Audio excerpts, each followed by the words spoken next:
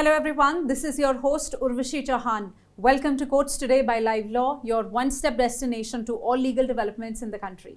Let us start. Let me start by informing you today was Justice A.S. Bopanna's last working day at the Supreme Court. As part of tradition, every Supreme Court judge on the day of their retirement sits in court number 1 with the Chief Justice of India as the ceremonial bench. Today, Justice Bopanna received a heartfelt farewell with praises from several senior and young lawyers alike. On 19th May, Justice Bopanna will retire from the Supreme Court of India after a 5-year-long tenure at the Supreme Court. Justice Bopanna was elevated in May 2019 from the Guwahati High Court. During his tenure, he authored 91 judgments and was part of 518 benches. Also, let me tell you, Senior Advocate Kapil Sibal yesterday won the election to the post of President of Supreme Court Bar Association. This will be the 4th time Sibal will be serving as the President of SCBA. Rachna Srivastava won as the Vice President and Vikrant Yadav was elected as the Secretary. Sibal was previously elected as the SCBA President 3 times. The last instance was 23 years ago in 2001. CJI Chandrachud today congratulated the senior advocate and said that they look forward to his cooperation and that of the members of Executive Committee. In response, Sibal expressed his honor to be given the opportunity to serve the bar. He assured complete cooperation from his side and committed to the bench that through this cooperation they would advance the agenda. Coming to an update from the Supreme Court bench of Justices Sanjeev Khanna and Dipankar Datta, which today continued hearing the petition filed by Delhi Chief Minister Arvind Kejriwal challenging his arrest by the Enforcement Directorate under the PMLA in connection with the Delhi liquor policy case. Last week, the bench granted interim bail to Kejriwal till 1st June. Today, the counsel for ED made their arguments followed by rejoinder arguments on behalf of Kejriwal. The Additional Solicitor General mentioned evidence of money being sent to the Aam Aadmi Party through illegal channels of Hawala. But when asked if these details were included in the reasons to believe for the arrest, the ASG admitted that they were not. This surprised the bench, which questioned how the accused could challenge the reasons for arrest if they were not provided. The ASG argued that such details need not be disclosed before arrest, as it could hinder the investigation. But Justice Khanna pointed out that according to the law, the investigating officer must have reasons to believe that the accused is guilty before making an arrest. He emphasized that an arrest should not happen until there is enough evidence to suggest the guilt. In rejoinder, Senior Advocate Dr. Abhishek Manu Singhvi for Kejriwal said that the ED officers gave weight to one inculpatory statement or the one which goes against Kejriwal while ignoring 9 exculpatory statements of witnesses, or you can say the statements supporting Kejriwal's case. He also attacked the credibility of the witnesses who gave statements against Kejriwal. He said that witness P. Sharath Reddy made electoral bonds donations to the BJP and got bail. Regarding the alleged association with co-accused Vijay Nair, Singhvi said that he is an IT consultant who used the guest room frequently, but the ED had assumed that Nair reported to Kejriwal. Singhvi also stated that no statement was recorded from Nair about the excise policy. After hearing the parties, the court has reserved the judgment in the matter. The bench also clarified that Kejriwal would be entitled to move the trial court for bail. The ED has been asked to submit the files regarding the statements of witnesses recorded after the judgment denying bail to Manish Sisodia was delivered and before Kejriwal was arrested. Let me also tell you here that the Enforcement Directorate today filed a supplementary charge sheet before a Delhi court against Kejriwal and the Aam Aadmi Party in this case. This is the 7th supplementary charge sheet and both Kejriwal and the Aam Aadmi Party have been made as accused.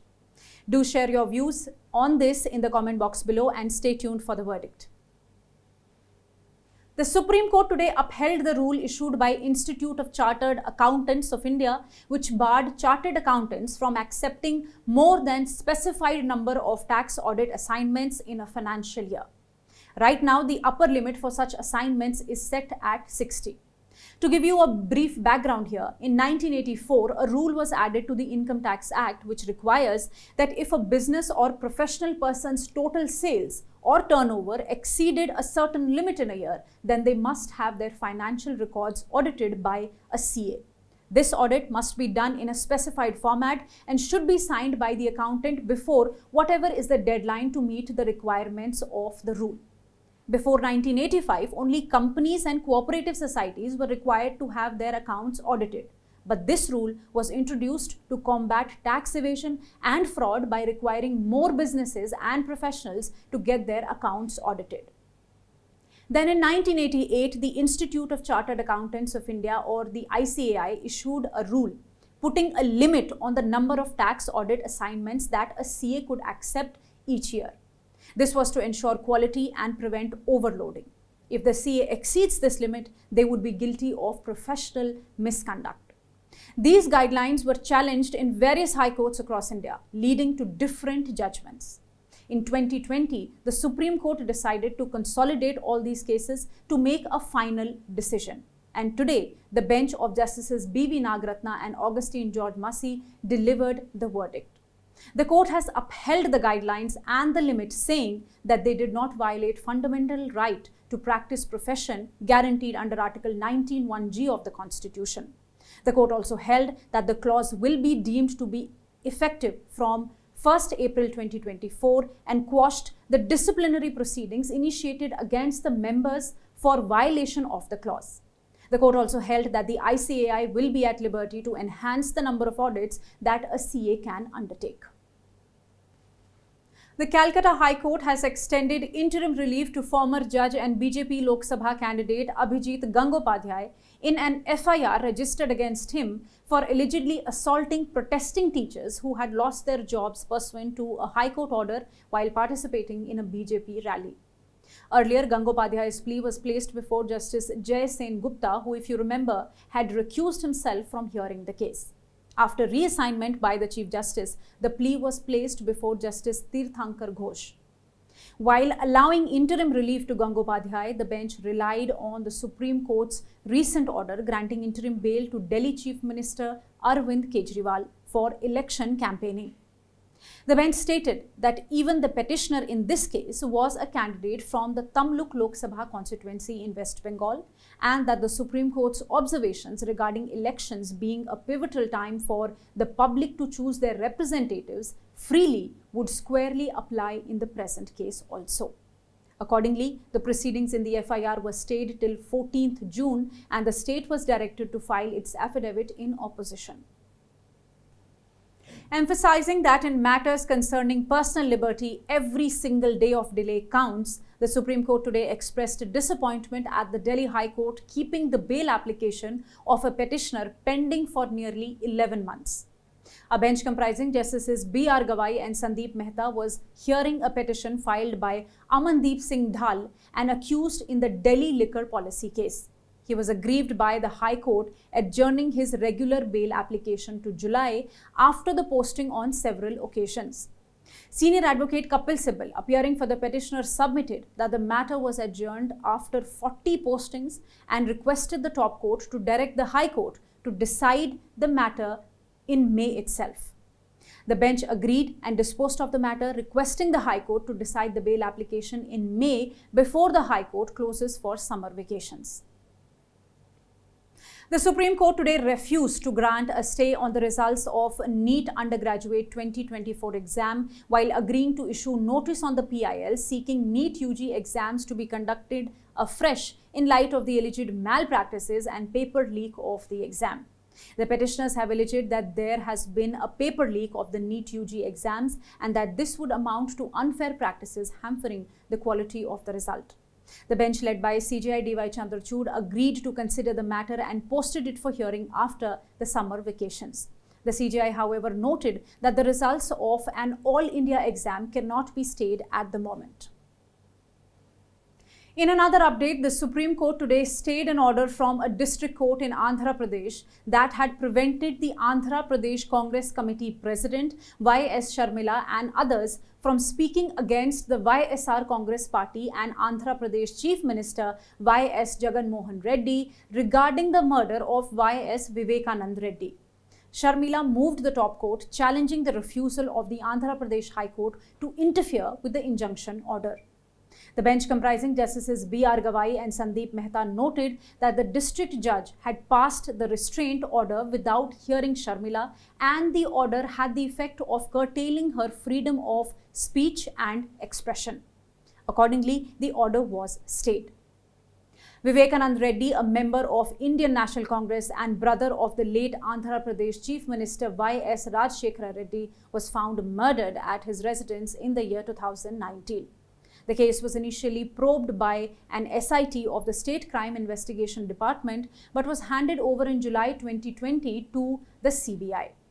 In the year 2022, the Apex Court had directed the trial of Vivekananda Reddy's murder to be transferred from Andhra Pradesh to a special CBI court in Hyderabad, noting the apprehensions raised by his wife and daughter regarding derailment of a fair trial. The special bench of CJI D.Y. Chandrachud, Justice B.R. Gawai and Justice J.B. Pardewala of the Supreme Court today asked the Chief Justice of Bombay High Court to expedite the process of finalizing the architect and design plan for the new High Court building in Maharashtra. The bench was hearing a suo motu petition regarding the heritage building of the Bombay High Court and the issue of additional land allotment. The court further directed the state government to take immediate steps to release the first tranche of land for the construction of the new building to commence. The court noted that it will be imperative for the Maharashtra government to release the pending 9.64 acres of the land before the set deadline of December 2024 so that the construction as per the selected design plan can start at the earliest. The CJI asked the Maharashtra Advocate General Mr. Birendra Saraf to expedite the handing over process in the month of September itself after the monsoon ends. On the last hearing, if you remember, the court had directed the Maharashtra Public Works Department to conduct a structural and safety audit of the present Bombay High Court before monsoon, since the heritage building is nearly 150 years old and construction of a new building for the High Court will take a few years. In another update, the Supreme Court today refused to consider the plea of former Jharkhand Chief Minister Hemant Soren for interim bail in the money laundering case for the purpose of election campaigning. The bench comprising Justices Sanjeev Khanna and Dipankar Datta directed the listing of the matter before a vacation bench of the Supreme Court on 21st May. Soren has approached the Supreme Court against the Jharkhand High Court's dismissal of his petition, challenging the arrest by the Enforcement Directorate in connection with an alleged land scam. The matter was adjourned today as Additional Solicitor General S.V. Raju sought for time. On the bench's query regarding his denial of any involvement, ASG said that Soren was directly connected with the land. Soren's counsel, Senior Advocate Sibal, stated that the next phases of elections were on May 20th, 25th and 1st June. He argued that the alleged proceeds of crime is the land, but there was no material to show the same. Justice Khanna, however, said that unless the bench was prima facie satisfied, no order could be passed. Hence, the matter will now be taken up by a vacation bench next week. The Supreme Court bench of Justices Sanjeev Khanna and Dipankar Datta today refused to entertain a plea challenging the order passed by the Karnataka High Court that put a stay on the investigation against BJP MP Tejasvi Surya for allegedly posting objectionable tweets and violating the Model Code of Conduct. This case involves an incident from March where a shopkeeper in the Nagaratpet area of Bengaluru was assaulted by several men, allegedly for playing Hanuman Chalisa during the Azan. An FIR was then filed. Few days later, protests erupted in the area. Tejasvi Surya visited the site and some locals joined him in front of the assaulted shopkeeper's store to protest the attack, leading to some public disturbances. The day after the attack on the shopkeeper, Surya had made tweets about the incident. Following this, a group called Campaign Against Hate Speech filed a complaint with the district election officer accusing Surya of violating the Model Code of Conduct with his tweets.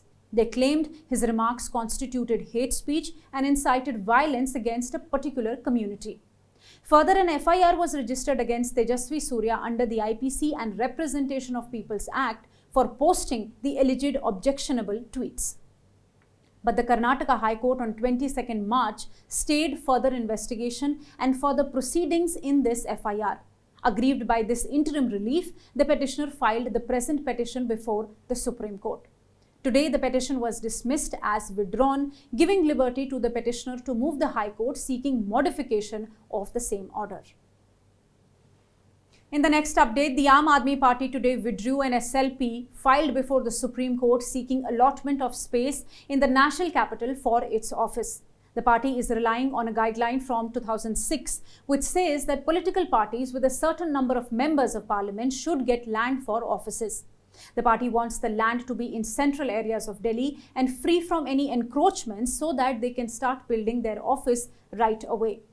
Last year, the Delhi High Court had issued notice on their petition.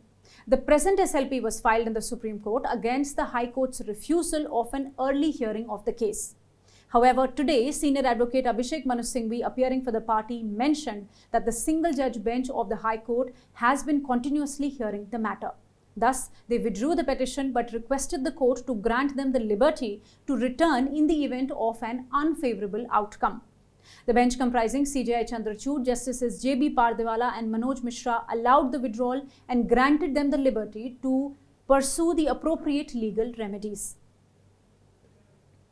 And lastly, the Supreme Court today issued notices to Ministry of Environment, Forest and Climate Change, Ministry of Health and Family Welfare, Ministry of Agriculture and FSSAI on the use and overuse of pesticides and other chemical insecticides on food crops and food items, artificial coloring, coating and waxing of pulses, food grains and other items, leading to high incidence of deaths across the country. The bench led by CJI Chandrachud was hearing the petition filed by environmentalist and lawyer Akash Vashisht, who stated that consumption of pesticide-laden foods have become the primary and predominant cause of cancers and other fatal ailments across the country. The petitioner told the court that the data had been collected from across the country showing a very high number of deaths due to pesticides, and that there was an abject failure of the FSSAI to curb and control the pesticides and ensure food safety. If you wish to know more details about the cases I mentioned here, you can visit our website at www.livelaw.in. Stay ahead with quick legal updates only on Live Law. Do not forget to like, share and subscribe and support us. You can also support us by donating through the thanks button at the bottom of our videos or consider becoming a member at just 89 rupees per month.